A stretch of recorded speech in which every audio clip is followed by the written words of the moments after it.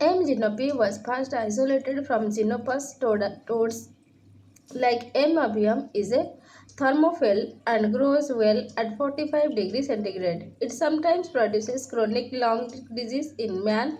It has been isolated from hot water tap in hospital. M. gynopi has a limited geographical distribution and most cases of pulmonary lesions due to M. gynopi have been reported from London. M. ulcerans is a causative agent of Buruli ulcer. The name Buruli ulcer is derived from Buruli district of Uganda where a large outbreak of the disease was investigated. It grows slowly at very restricted temperature. Range 31 degrees centigrade to 34 degrees centigrade. It produces an exotoxin which may be involved in pathogenesis of the disease. Exotoxin has been characterized as phospholipoprotein lipopolysaccharide complex. Malmös was first isolated from patient from Malmo in Sweden. It is very slow growing. On primary isolation, colonies become visible only after 10 to 11 weeks of incubation. It causes pulmonary disease and lymphadenitis. It is resistant to rampicillin and isoniazid and sometimes to streptomycin and ethambutol. Now let's study about the group 4 rapid growers. These are capable of rapid growth. Colonies appear within 7 days of LJ medium. Within this group, they may be photochromogenic. All the chromogenic rapid growers are saprophytes. Example M. smegmatitis and M. feli. The medically important species are M. fortuitum and M.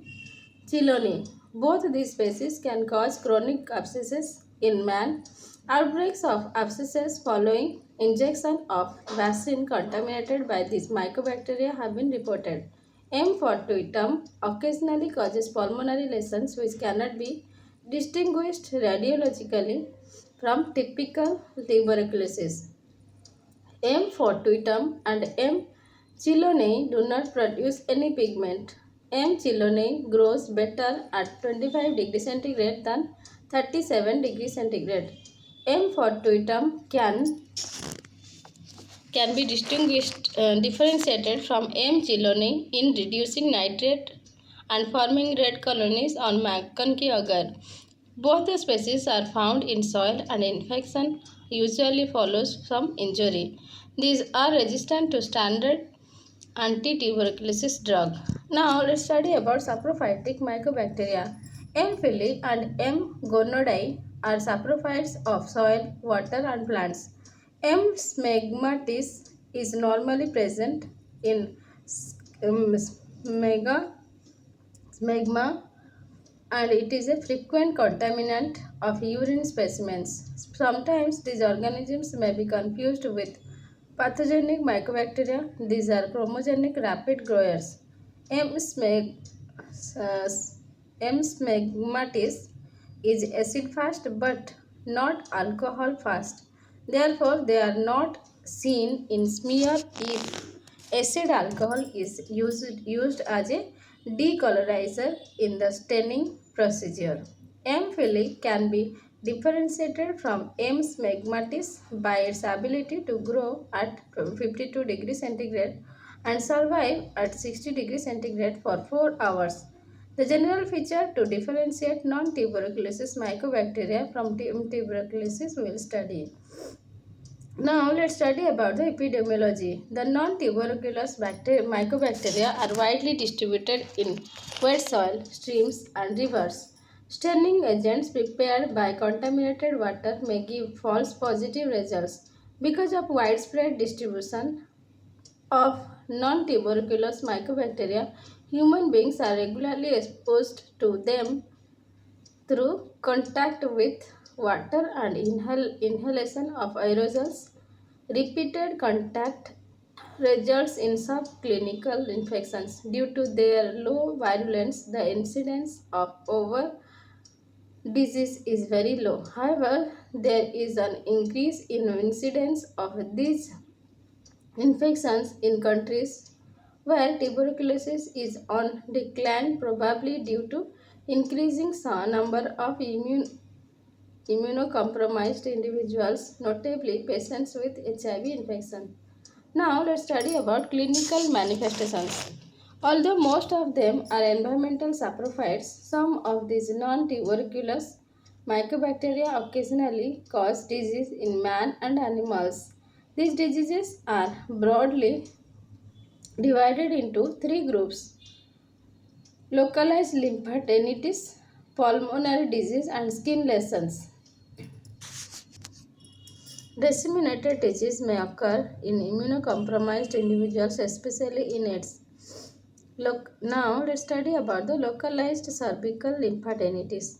It usually occurs in children under 5 years. Cervical lymphadenitis is usually a self-limiting disease. In USA, M. scrofulacum is a causative agent, while in Great Britain, M. avium intracellular and M. scrofulacum are responsible. Now let's study about pulmonary disease. These infections resemble tuberculosis in most but not all cases. There is some predisposing lung disease. Many species are responsible, but most frequent ones are M. avium intracellular and M. kansasi, and the diagnosis is made bacteriologically. Organism must be isolated repeatedly from the sputum to differentiate true disease from transient colonies. Now let's study about skin lesions. First is Buruli ulcer. It is caused by M. ulcerans. Legs is the most common site of lesions. In the early stage, a painful, itchy, hard subcutaneous nodule is formed. The nodule enlarges and center becomes soft due to necrosis of subcutaneous tissue. Later on, a deep ulcer is formed. The lesion contains innumerable number of acid-fast bacilli with the onset of healing. Acid-fast bacilli disappears, cellular infiltration and granuloma formation occurs. M. ulcerans produces a toxin. Now let's study about the swimming pool granuloma. It causes by M. marinum. The disease is also called fish tank granuloma. The organism is a natural pathogen of cold-blooded animals like fish.